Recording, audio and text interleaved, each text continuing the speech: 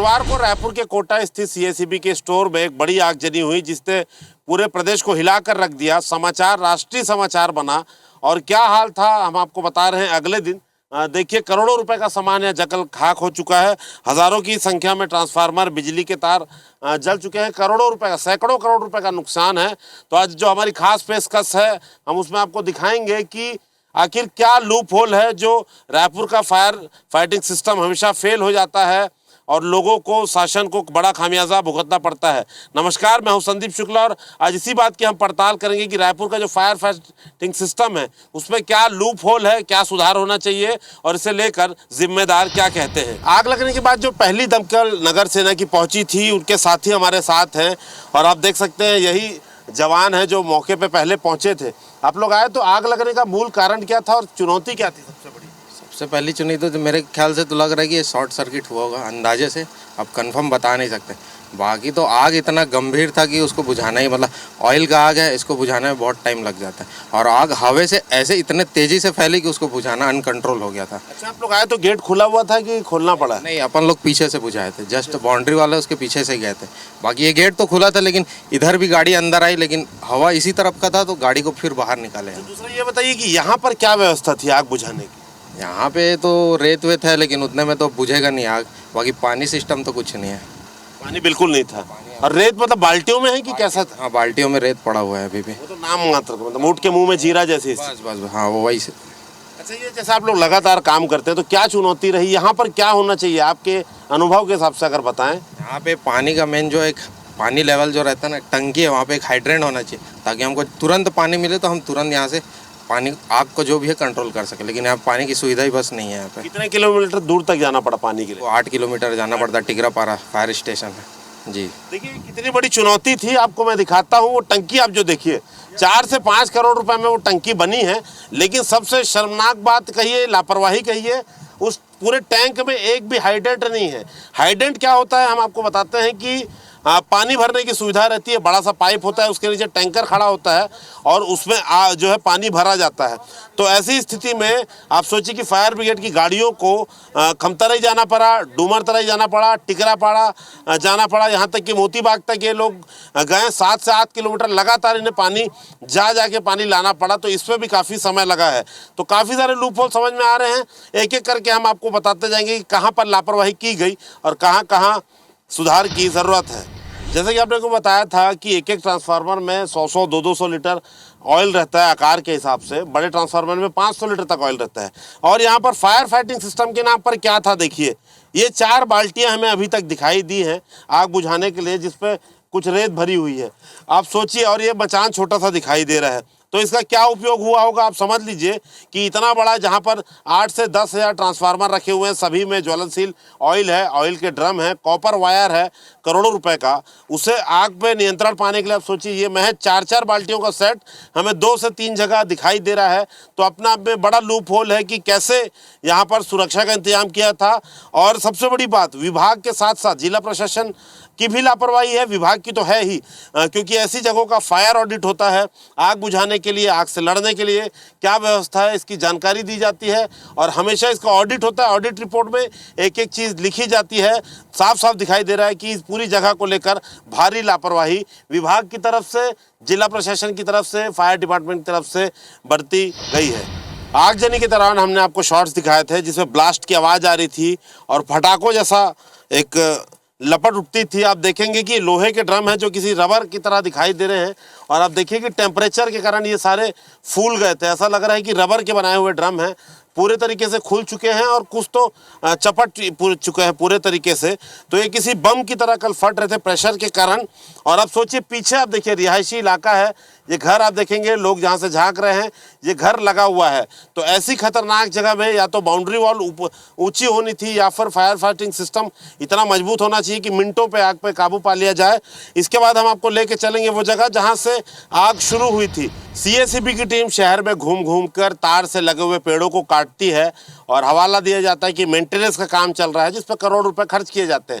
लेकिन अपने ही यार्ड में जहां पर हज़ारों करोड़ रुपए का सामान है वहां पर विभाग ने भारी चूक करी। CSPDCL का जो यार्ड था आप देखेंगे, बताया जा रहा है कि इसी जगह से शॉर्ट सर्किट होकर आग जो फैली है। अब यहाँ के आसपास का नज़ारा हम दिखा रहे हैं कि देखिए ये जो बिजली का बोर्ड है, यहाँ पर जो ट्रांसफार्मर था, अब देखिए कि उसके आसपास सूखी झाड़ियाँ कितनी हैं। देखिए ये साफ साफ दिखाई दे रहा है कि यहाँ पर काफ़ी संख्या में झाड़ियाँ थी जिसका सिर्फ और सिर्फ ठूठ दिखाई दे रहा है। और सबसे बड़ी बात, आग फैलने का निशान आप देखिए कि साफ पता चल रहा है कि सूखी झाड़ियाँ थी।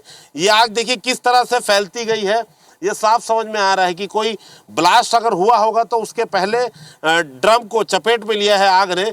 आप ये देख सकते हैं आग के पूरे चलने का निशान। तो लगातार आप देखते जाएंगे जहाँ पर भी झाड़ियाँ थी वहाँ ट्रेसेस मिल रहे हैं आग के। तो सीधी सी बात है कि आग इस तरफ से बढ़ी है, दोनों तरफ से बढ़ी है, और जाके जो ज्वलनशील पदार्थ पे पहुंचने के बाद, ड्रम तक पहुंचने के बाद इस पे ब्लास्ट शुरू हुआ है। तो आप देख सकते हैं कि बिजली विभाग जो शहर में घूम घूम कर पेड़ काटता है, अपने ही यार्ड में किस प्रकार लापरवाही बरत रहा था। एक तो इनके पास फायर फाइटिंग सिस्टम नहीं है, पानी की पाइपलाइन नहीं है, ऊपर से ये देखिए झाड़ियाँ अभी भी बची हुई हैं। मौके से आपको हम दिखा रहे हैं जिन ट्रांसफार्मर में आग लगी थी उनकी कीमत 93,000 रुपये से लेके 55 लाख रुपए तक है। ये बड़े बड़े ट्रांसफार्मर है, एक एक की कीमत कई की 55 लाख रुपए तक है। और यही वो तेल है, देखिए वही ये ईंधन है जो आग का कारण बना, आग के फैलने का कारण बना। अभी भी आप देखिए लगभग 24 घंटे बाद भी ये धुआं अभी भी निकल रहा है। दूसरे तरफ मशीन से देखिए ट्रांसफार्मरों को तोड़ा जा रहा है ताकि इसके अंदर अगर ऑयल है तो वो बह जाए और इसे पानी डालकर कूलिंग किया जा सके। तो जो काम पहले सतर्कता बरत कर CSPDCL विभाग को करना था, बिजली विभाग को करना था, वो काम बाद में करना पड़ रहा है। अगर थोड़ी भी सतर्कता बरती जाती, यहाँ पर फायर फाइटिंग सिस्टम होता तो बाद में इतना करोड़ों का नुकसान उठाना नहीं पड़ता और इतनी मशक्क़त नहीं करनी पड़ती। प्रसारण के दौरान हमने आपको दिखाया था टीन शेड के पास लगातार आग धधक रही थी।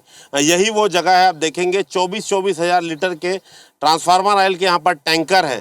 तो पूरी व्यवस्था यहाँ पर आप देखेंगे ट्रांसफार्मर में ऑयल भरने के लिए तो है, लेकिन आपको कहीं भी, हम फिर से कहेंगे, फायर फाइटिंग सिस्टम कहीं भी आपको दिखाई नहीं देगा कि कोई बोर हो, कोई पानी की पाइपलाइन हो, या फिर ऐसा कोई फोम हो या ऐसा कोई फायर फाइटिंग इक्विपमेंट जो आग बुझाने के काम आ सके।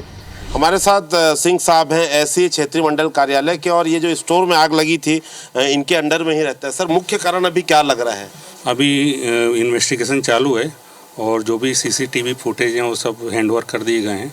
उसका जो भी इन्वेस्टिगेशन होगा तो ऑलरेडी कमेटी बनी हुई है, उस इन्वेस्टिगेशन के बाद ही फाइनल हो पाएगा। जो बड़ी घटना तो है, लेकिन आपको क्या लग रहा है, कुछ लूप होल्स आपको समझ में आ रहे हैं? क्योंकि जैसे हम घूम रहे हैं तो फायर फाइटिंग सिस्टम यहाँ पर क्या क्या मौजूद थे और क्या रहना था? एक्चुअली फायर फाइटिंग सिस्टम तो अवेलेबल थे और प्रशासन ने तुरंत ही यहाँ पर कार्रवाई की, जैसे उनको इंटीमेट किया गया। तो मेन तो ये मकसद था कि जो आसपास की बस्ती उसको वहाँ आग ना फैले, तो मेन उसको पूरा फोकस किया गया, कोई कैजुअलिटी नहीं हो। सर, ये तो हो गई, लेकिन यहाँ क्या क्या व्यवस्था होनी थी और क्या थी? क्योंकि बस रेत की 4 बाल्टियाँ दिखाई दे रही हैं और आमतौर पे होटल में भी जाते हैं तो बड़े बड़े वाटर हाइडेंट हमें दिखाई देते हैं, पाइप रहते हैं। नहीं, फायर फाइटिंग इक्विपमेंट जरूर थे, उसका यूज़ किया गया है वो बुझाने, लेकिन इतनी तेज़ आग थी पूरा कि उसको कंट्रोल करना बहुत मुश्किल से। आपको पता है कितनी अधिक दमकलें लगी हों, उसके बाद ही इसको कंट्रोल किया जा सका। जितना यहाँ पर अवेलेबल था उसको पहले यूज़ किया गया और उसी बीच में दमकलें भी आ गई। उन्होंने पूरी कोशिश की कि आग फैले नहीं, और कम से कम टाइम लग गया, 3-4 घंटे लग गए उसको कंट्रोल करने। क्योंकि सवाल सर, लूप होल आपके हिसाब से क्या लग रहा है, क्या लापरवाही हुई यहाँ पर? अभी लापरवाही तो इन्वेस्टिगेशन चालू, पूरी कमेटी बैठ गई, उसके बाद ही पता चल पाया क्या प्रॉब्लम थी और कैसे इसको रेक्टिफाई करेंगे आगे के लिए। तो आप देख सकते हैं सिंह साहब थे और कह रहे हैं कि इन्वेस्टिगेशन चल रही है, पूरे मामले की जांच। हालांकि सीएम ने खुद निर्देश दिए हैं, सीएम सचिव P. दयानंद इस पर पूरी निगरानी रखे हुए हैं, लेकिन जो हमें साफ समझ में आ रहा है कि यहाँ पर फायर सेफ्टी को लेकर इक्विपमेंट्स नहीं थे और जो होटलों में, मॉल में भी जो सिस्टम दिखाई देता है आग से लड़ने के लिए, वो यहाँ पर हमें नदारद दिख रहा है। देखते हैं जांच में क्या निकल कर आता है। लगातार हम आपको तस्वीरें दिखा रहे हैं। एक ब्रेक लेते हैं, ब्रेक के बाद आम लोगों के पास भी चलेंगे, उनसे भी पूछेंगे कि फायर ब्रिगेड को आने में कितना टाइम लग गया, जो यहाँ के लोग थे उन्हें एक्टिव होने में कितना समय लग गया। शहर के दूसरे कोने में अगर आग लगे तो फायर टेंडर को पहुँचने में समय क्यों लगता है, उसका मुख्य कारण आपको दिखा रहे हैं कि टिकरापारा में यार्ड है फायर ब्रिगेड का, नगर निगम का वर्कशॉप है, वहाँ पर फायर ब्रिगेड की गाड़ियाँ खड़ी करी जाती हैं। आपको अंदर चलकर हम दिखाते हैं। देखिए ये वही निगम की कर्मशाला है जहाँ पर निगम की गाड़ियाँ रिपेयर होती हैं पेट्रोल पंप के साथ ही फायर ब्रिगेड यहाँ पर खड़ी होती है। तो कुल मिला के फ़िलहाल 25 फायर टेंडर हैं डिपार्टमेंट के पास, उसमें से 20 जो है वो काम करती है, 5 का रिपेयरिंग मेंटेनेंस का काम चलता रहता है। तो 20 आप फायर टेंडर बांध सकते हैं। और यहाँ से जब फायर टेंडर किसी कॉल पे निकलती है तो कोटा या उरला जैसे जगह जाने पर इन्हें लगभग 25 मिनट से 30 मिनट का समय लगता है। तो ये फायर कंट्रोल रूम है। देखिए आग लगने पर यही जो है सबसे पहले सूचना आती है 112 से। तो यहीं पर सब कर्मचारी अलर्ट मोड में बैठे रहते हैं। तमाम फोम और सारी अन्य चीज़ें हैं, देख सकते हैं आप। तो ये वो इलाका है जहाँ से फायर की गाड़ियाँ निकलती हैं और कहीं भी दूर इलाका, चाहे कोटा हो, गुड़ियारी हो, उरला हो, वहाँ पहुँचने में 30-40 मिनट तक का समय लग जाता है। लेकिन चूँकि प्रतिबंध रहता है बोलने पे, इसलिए कर्मचारी इस पर कुछ कहना नहीं चाह रहे हैं। और आपको ये भी दिखाएंगे कि किस तरह ट्रैफिक से फायर डिपार्टमेंट को जूझना पड़ता है और क्यों देर होती है। और अब इसीलिए मांग उठा रहे हैं कि शहर के चारों कोने में फायर टेंडर रखने की जगह होना चाहिए। अलग अलग जगहों पे 1-2 गाड़ियां खड़ी होनी चाहिए ताकि आग लगने के समय वो जल्द से जल्द पहुंच सके। स्टेशन से निकलने के बाद जो सबसे पहली बड़ी चुनौती फायर ब्रिगेड की गाड़ियों को मिलती है वो है, आप देखेंगे कि चौराहे पर जो जाम होता है। अब जैसे आएंगे संतोषी नगर चौक पर तो यह हर समय 24 घंटे जाम की स्थिति रहती है। तो पहले इस ट्रैफिक से जूझना पड़ता है क्योंकि यहाँ पर ऐसी स्थिति रहती है कि अगर ट्रैफिक पुलिस चाहे भी तो ट्रैफिक जल्द खाली नहीं करा पाती क्योंकि बड़ी बड़ी गाड़ियाँ रहती है। और आपको बता दें कि चूँकि यहाँ पर नो एंट्री लागू नहीं है संतोषी नगर मुख्य रोड पे, तो हर समय यहाँ पर बड़ी गाड़ियाँ आती रहती है, ट्रक आती है, ट्राला आती है और यहीं पर सबसे ज़्यादा ट्रैफिक जाम मिलता है। और अब यही कह रहे हैं कि अगर शहर के चारों कोने पे अगर फायर टेंडर खड़ी हो तो शायद उन्हें जो ट्रैफिक से जूझना पड़ता है वो सिस्टम जो है ख़त्म हो जाएगा। और आपको हम लगातार दिखा रहे हैं कि देखिए इसी ट्रैफिक को पार करके जो है फायर ब्रिगेड की गाड़ियों को जाना पड़ता है। इस ब्रिज के उस पार जो है और भी बुरी स्थिति है, वो भी आपको दिखाते हैं। फायर टेंडर जब निकलती है तो संतोषी नगर में देखिए कैसा ट्रैफिक उसे मिलता है, आप समझिए। और यही कारण है कि कहीं भी अगर फायर ब्रिगेड को जाना हो तो क्यों टाइम लगता है, लगभग 25 से 30 मिनट का समय लग जाता है। सड़क खाली हो तो शायद 10-15 मिनट का समय लगे। लेकिन एक यही कारण है कि जो मेट्रो सिटीज़ होती हैं वहाँ पर हर तरफ जो है फायर टेंडर, शहर के जितने कोने हैं वहाँ पर फायर टेंडर खड़े करने की जगह रहती है। अगर गुड़ियारी के पास जो फायर टेंडर है खड़े करने की जगह, वहाँ अगर गाड़ियाँ खड़े रहती तो शायद ये आगजनी इतनी बड़ी नहीं होती। जिस जगह गाड़ी खड़े करना है वो भी जगह हम आपको लेके दिखाते हैं कि 10 साल पहले फायर ब्रिगेड की गाड़ियाँ खड़े करने के लिए जो यार्ड बनाया गया था वो वैसी का वैसी कंडम पड़ा है, उसका कोई उपयोग नहीं हो रहा है। टिगरा फायर स्टेशन के बाद हम पहुंचे कोटा शमशान घाट के पास। आपको बता दें कि महज 200 मीटर की दूरी पर वो स्पॉट है जहां पर आग लगी थी। और ठीक सड़क के ऊपर आपको बता दें कि फायर टेंडर रखने के लिए यहाँ पर देखिए यार्ड बना हुआ है, काफ़ी बड़ा यार्ड है। 4 गाड़ियाँ यहाँ पर आराम से रखी जा सकती हैं। तो आप कल्पना कीजिए कि इस दीवार के ठीक पीछे जो है CACB का यार्ड है, अगर यहाँ पर गाड़ियाँ खड़ी रहती तो फिर कितने आसानी से, कितने जल्दी यहाँ से फायर टेंडर वहाँ पहुँच पाती। आज तक नगर निगम ने इसका कोई उपयोग नहीं किया है। तो प्लानिंग तो की गई थी लेकिन उस प्लानिंग को अप्लाई नहीं किया गया और कहीं ना कहीं इसका खामियाजा रायपुर शहर के साथ साथ शासन को उठाना पड़ा। करोड़ों रुपए का नुकसान हुआ है। और यही जो है प्लानिंग यही थी कि पूरे शहर में चारों कोनों में ऐसे स्टेशन बनते छोटे जहां पर फायर टेंडर खड़ी होती। तो एक बड़ी चूक है। उम्मीद करते हैं कि जो कल की घटना है, जो CACB यार्ड में आगजनी की घटना है, उसके बाद कुछ सबक लेंगे और इसे फायर टेंडर रखने की जगह और बनाई जाएगी और इसे उपयोग भी लाया जाएगा। देखिए यार्ड के सामने काफ़ी दुकानें और घर हैं जिससे पुलिस ने खाली करा दिया था। और स्थानीय लोगों ने जिन्हें पूरी घटना को देखा है, जो महिला हमारे साथ है, आपको हटाया भी किया था यहाँ से। तो कतका बजे आग लगी से और कतका बेर जो गाड़ी कतका बेर आई से, कतका टाइम के जो गेप कतका रही? 12:30 बजे आग लगी से हमन उतने बेर खाना खाए बार बैठे रहें, यही करा बैठे रहे। मोर बहू बोलते देख तो काला देखा थे सबके सब ऐसे के मोबाइल दर के तो पूरा आग लगत रही से, धुआं निकलत रही 12:30-1 बजे। तो वहाँ लेना वो मन गेट वाले मन बोली से चिल्लात रही से, वो गाड़ी ला निकाल पूरा आग लगा थे कि के चिल्लात रही तो वो गाड़ी वाला ला भगाई ने। ये आग बुताए वाला गाड़ी कतका बेर आई? आगे बुथाने वाला तो 1-1:30 बजे ऐसे। 1-1:30 बजे। हाँ तो पहले आतीस था, पहले आती तो बुझा जातीस। लापरवाही का हो तोर हिसाब से? बोला तो गेट वाले मन के लापरवाही है और गाड़ी वाले मन के भी लापरवाही है। देखिए एक वीडियो हमने लगातार एक वीडियो हमने दिखाया है कि जिस समय फायर ब्रिगेड आई तो एक गेट ऐसा था जिसपे चौकीदार नहीं था, वो ताला तोड़ना पड़ा था। और यही बात स्थानीय लोग पुष्टि भी कर रहे हैं, मतलब 1-1.5 घंटा लेट थी फायर ब्रिगेड। हाँ 12:30 पौने 1 बजे के लगभग आग लग चुकी थी, धुआं नहीं कर रहा था। तो मैं दौड़ के गई हूँ, मैं अपने सास को खाने दी थी माँ को, मतलब तो बोली कि देख तो क्या खींच रहे हैं फोटो करके। तो मैं बाहर निकल के देखी, तब तक वहाँ पास पूरा आग लग चुकी थी। मैं बताई कि आग लग गया है करके। उसके बाद हम लोग भी वहाँ पास खड़े होकर देख रहे थे। इस और फायर ब्रिगेड आने में कितना टाइम लग गया? फायर ब्रिगेड आने में 1-1.5 घंटा बाद वो फायर ब्रिगेड आया आग लगने के बाद। अधिकारी बोलते हैं आधे घंटे पहुंच गए। नहीं ऐसे पहुँचते भैया तो इतना दूर आग नहीं फैलता। बुलाए होंगे पर आते तक ना थोड़ा लेट भी हो सकता है ट्रैफिक के कारण। बिल्कुल, देखिए फोन करना अलग बात है, मौके पे पहुंचना अलग बात है। यहाँ व्यवस्था नहीं है क्या पाइप की? नहीं, पानी पाइप की व्यवस्था नहीं है ना, अंदर में बोर है, नहीं अंदर में कोई ऐसा कुआं है। जैसे अस्पताल में जैसे एम्बुलेंस खड़ी रहती है, वैसे यहाँ पर एक आध फायर ब्रिगेड खड़ा रहना चाहिए, क्योंकि ये आगजनी वाला मामला है। बहुत सारे ट्रांसफार्मर यहाँ पर रखे रह जाते हैं, उसमें जो तेल भरा रहता है बहुत ज्वलनशील तेल है। तो कम से कम एक आध ऐसा फायर ब्रिगेड का व्यवस्था यहाँ रहना चाहिए, जैसे अस्पताल में एम्बुलेंस रहती है। आधा घंटा बाद आई थी गाड़ी यहाँ बुझाए बर, मतलब लगत यहाँ तक आ गई थी, वह बाद में आई थी। तो झाड़ी में पहले लगे तोहर बन के साथ हैं? झाड़ी में लगेगा पहले? हाँ झाड़ी में लगत ही थे आगे। 3 बार पूरा दुकान पूरा बंद चौपट हो गई। सर ये 12:30 बजे की घटना है सर, और ऐसे भयानक आग पहली बार देखा, ज़िंदगी में पहली बार देखा हम लोग ऐसे कि ये भागे सर, भागे पूरा। हमारे बहुत नुकसान हुआ सर, लगभग 1 से 1.25 लाख रुपए का नुकसान हुआ सर। क्यों, कैसे नुकसान हो? बिजली गोल हुआ, मछली पूरा मर गए तो फेंकना पड़ा सर पूरा। मुआवजा नहीं मिला क्या? मुआवजा नहीं मिला है सर, ना कोई प्रशासन से कुछ नोटिस आया ना कुछ आया। हम लोग प्रशासन तो बोल रहा है कि मुआवजा बांटेगा करके, और नाम भी नोट किया गया है। नाम तो अभी तक नोट नहीं किया है सर, कोई भी नाम नोट नहीं किया है।